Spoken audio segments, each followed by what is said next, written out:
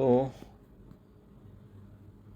अपन शुरू करेंगे 142 number question से, और ये सेट सी है। फिर से याद दिला देते हैं आपको। बहरहाल आप क्वेश्चन टू क्वेश्चन अपने आंसर चेक करते चलें, जो कि आपके पास सेट डी हो सकता है, ए हो सकता है, बी हो सकता है, या किसी बस सी भी हो सकता है। ओके, 141 का हमने बता दिया था, 2121। ओके, उसके बाद 142 पे हम चलते हैं।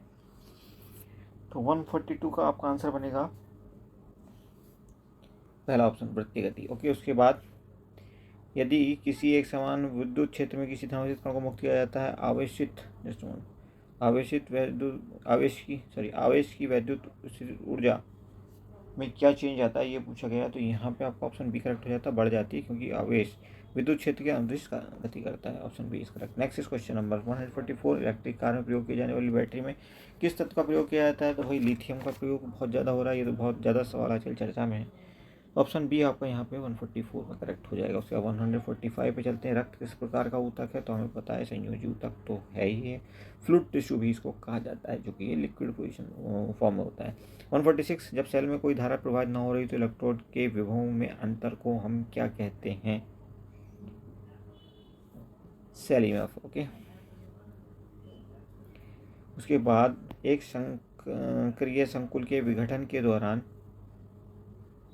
क्या होता है? एक सक्रिय संकुल के विघटन के दौरान क्या होता है? विघटन अगर हो रहा है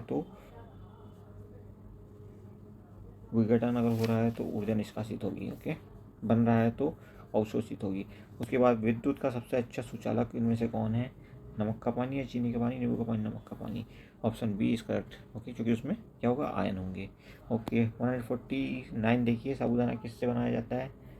साबूदाना किससे बनाया जाता है?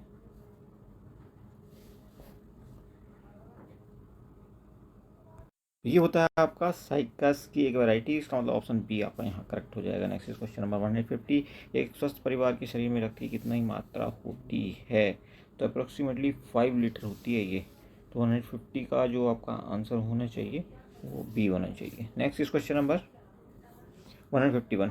एक संघीय राज्य है, क्योंकि इसका संविधान इसके लिए प्रावधान करता है।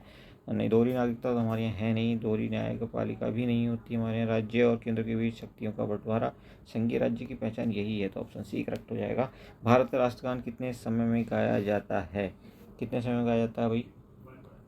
तो ये गाया जाता है 52 सेकेंड में। ऑप्शन ए करेक्ट हो जाएगा। नेक्स्ट, किस देश का संविधान लिखित रूप में नहीं है? तो ये है आपका इंग्लैंड। ऑप्शन सी करेक्ट हो जाएगा। और उसके बाद 154। संसार का सबसे पुराना राजतंत्र किस देश में है? जापान में। राजतंत्र, ओके, राजतंत्र जापान में।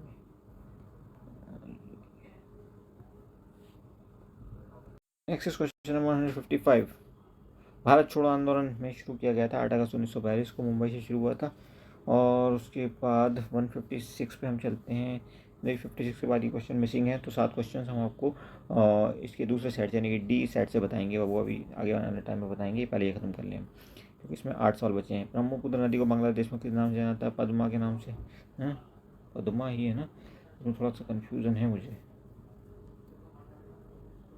यमुना के नाम से। ओके, यमुना के नाम से जाना जाता है पद्मा। ये पद्मा को शायद गंगा के नाम से जाना जाता है। वो गंगा को शायद पद्मा के नाम से जाना जाता है, ब्रह्मपुत्र को यमुना के नाम से। ओके, बारडोली आंदोलन का संबंध। बारडोली आंदोलन जो है वो सरदार वल्लभ भाई से रिलेटेड था, गुजरात से रिलेटेड आंदोलन था ये। मानव विकास सूचकांक में क्या सम्मिलित होता है? प्रति व्यक्ति आय सम्मिलित होती है। और उसके बाद सीमा शुल्क किस प्रकार का कर है? सीमा शुल्क यानी कि कस्टम ड्यूटी जो है वो किस प्रकार का कर है? तो यह प्रत्यक्ष है, इनडायरेक्ट होता है, क्योंकि सामान पे लगता है। उसके बाद सामान महंगा हो जाता है। भारत में नई आर्थिक नीति 1991 में लिबरलाइजेशन पॉलिसी कहलाती है। ये नरसिम्हा राव गवर्नमेंट लेकर के आई थी।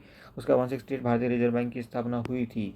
तो 1 अप्रैल 1 अप्रैल को हुई थी। जस्ट मिनट, 1 अप्रैल को हुई थी, लेकिन 1935 में हुई थी। तो ऑप्शन बी करेक्ट होना चाहिए था, लेकिन यहाँ पे थोड़ा सा करेक्शन है। तो कुल मिलाकर के ये आंसर जो है रॉन्ग दिया हुआ है। इसका आंसर क्या होना चाहिए था? 1 अप्रैल 1935 होना चाहिए थी, इसलिए मैं कंफ्यूज हो रहा था थोड़ा सा। जस्ट मिनट, सॉरी, क्या हो रहा है यार। Okay, next question is, Bharat की एंटी टैंक मिसाइल का क्या नाम है भाई? नाग। ऑप्शन सी करेक्ट हो जाएगा। ओके, और उसके बाद बचता है आपका 170, लास्ट क्वेश्चन है ये। इसके बाद जो छूटे हुए 7 सवाल हैं वो हैं, भारत के किस संविधान संशोधन में वोट देने की उम्र 21 से हटाकर 18 कर दी गई? राजीव गांधी के टाइम में 1900, I think it was 89। Okay, तो ये कौन सा संविधान संशोधन था? तो ये था आपका 61वां संविधान संशोधन, 61। ईयर एग्जैक्टली मुझे भी याद नहीं आ रहा, बट ये आई थिंक वही था। ओके, अब बचते हैं आपके 7 सवाल जो कि इस क्वेश्चन पेपर में मिसिंग है सेट सी में। तो हम सेट डी में उनको आइडेंटिफाई किए हैं और उनको हमें बता रहे हैं आंसर आप। स्टूडेंट्स, ये हैं वो क्वेश्चन जो वहाँ पे मिसिंग थे सेट सी में। आप क्वेश्चन टू क्वेश्चन आइडेंटिफाई करिए और आंसर करिए, चेक करिए। तो 136 मिसिंग था वहाँ। कृष्ण क्रांति या ब्लैक रिवोल्यूशन का संबंध किससे संबंधित है? तो ब्लैक रिवोल्यूशन का मतलब होता है हमारा पेट्रोलियम उत्पादन से। उसके बाद डंकल प्रस्ताव किस संस्था से संबंधित है? तो आपने गैट का नाम सुना होगा, GATT पुराना नाम है ये किसका? WTO का। अब इसको WTO वर्ल्ड ट्रेड ऑर्गेनाइजेशन कहा जाता है। तो कहीं WTO कहीं गैट आपको कंफ्यूज करेगा, बार बार ध्यान रखिएगा। ओके, उसके बाद 136 भारत के किस राज्य द्वारा जिंक का सबसे अधिक उत्पादन किया जाता है? तो ये होता है राजस्थान, ऑप्शन बी करेक्ट हो जाएगा। भारत में सबसे पुरानी पर्वत श्रृंखला हो गई अरावली, सबसे नई होती है हिमालय।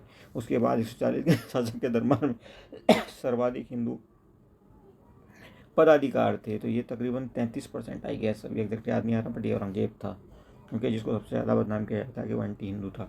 उसके बाद 141 सांची का स्तूप किसने बनवाया था? तो ये अशोक ने बनवाया था, बहुत ही फेमस है ये। उसके बाद 142 पे चलते हैं। गेट के स्थान पर 1995 देखिए सवाल पलट के आ गया, WTO world trade organization, okay, विश्व व्यापार संगठन। 143 ये तो हम बता चुके हैं आपको, और ये भी आपको बता चुके हैं। तो 142 उसके बाद सॉरी 41 42, ओके, 42 के बाद अब एक सवाल बचता है 147। भारत में नई आर्थिक नीति कब से लागू की गई थी? 1991 से मरा, बट ये तो हमने आपको बता दिया था। चलो एनीवे कोई बात नहीं, शायद ये कोई सवाल मिसिंग है, हमने सबके सब आंसर आपको बता दिए और होपफुली 100% करेक्ट आंसर है। Thank you for watching, see you soon.